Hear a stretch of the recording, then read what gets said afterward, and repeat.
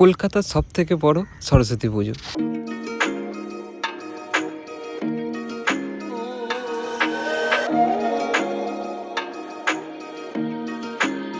আবারও ডিউটি করে বেরিয়ে গেলাম নতুন জায়গার খোঁজে।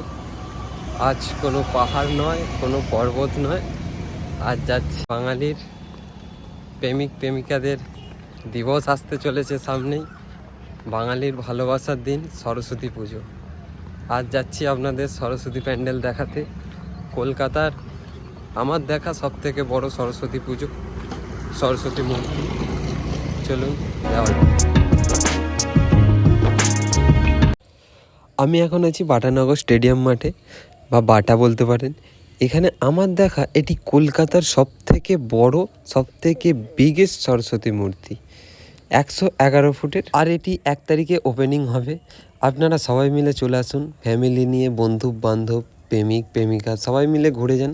এটা সামনে থেকে দেখতে অসাধারণ, অসাধারণ লাগবে।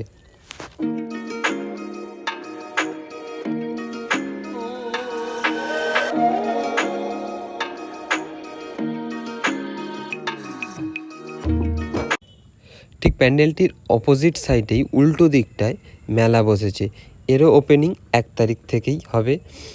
আমি গিয়েছিলাম 31 তারিখ, এখনও কাজ চলছে, ঠিকঠাকভাবে বসেনি, তবে কালকের মধ্যে এটা পুরোপুরি বসে যায়।